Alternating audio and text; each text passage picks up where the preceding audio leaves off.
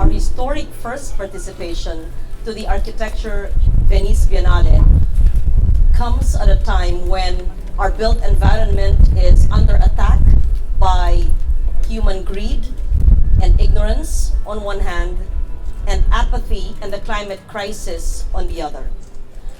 After having visited Alejandro Aravena's reporting from the front in the Arsenale, which is also in the Giardini, as well as the national pavilions, we see that the issues being tackled and discussed by Aravena, the curator of this year's Architecture Biennale, are issues just all similar and all familiar to us, Filipinos and of the world. What are these? Migration, the quality of life, pollution, sanitation, natural disasters, sustainability, traffic, and many more. And you will see Ambassador Nolasco and our friends from the Filipino community and artists, curators, and guests that the work of the Philippine Pavilion with a curatorial team of Andy, Sudra, and JP. Sudar! Okay, I'm sorry.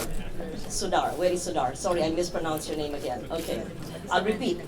Andy, JP, and Sudar. As well as the nine curators, artists, participants, composed of designers and architects and artists. I will not name all of them. Their names are there, and I've acknowledged them yesterday. The issues tackled by Aravena resound in the same three rooms of the Philippine Pavilion. And we will see how the built environment, as exemplified in the three rooms of the National Pavilion, is actually an issue that was discussed through their three themes of history, modernity, and conjecture. At this point, I'd like to thank the Department of Foreign Affairs for their unstinting support of our vision. Not many know that when I first conceived our participation in the Art Biennale after 1964 and its first participation after that in 2015, we planned it as early as 2013, and Ambassador Nolasco was then the head of finance and budget of the DFA.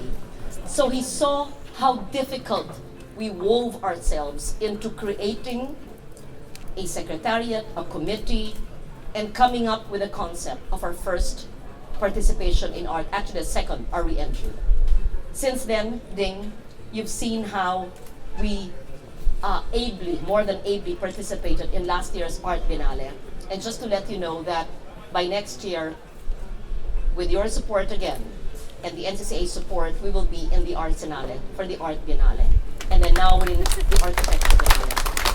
And so, without the support of the DFA, and the diligence as well, and the commitment of the NCCA, I have to mention Adele, Chair June, Ria, Mapi, and the whole team. And also I'd like to mention, although he is retired, this would not have been possible without Secretary Albert Del Rosario. He was the one with me, behind me, because I could not have done it alone. So to my DFA family, thank you very much. To my NCCA family, thank you very much. To my Senate family, thank you so much. And we have really, I think you, all of us collectively, have truly empowered our artists, our culture bearers of our country. So Andy, Sudar, JP, the Lima team, CS Design team, George Yulo, Ed Calma, Poklong Anading, Manyosa, Tad Ermitanio, Mark Salvatos, 8x8. and 8x8. I was only prompted twice. You have allowed me to live my dream. You've allowed me, and you've allowed the world to see what the Philippines' creativity and talent and brilliance is all about. Thank you to you. This would not have been possible without your commitment, your discipline, your dedication, and your talent.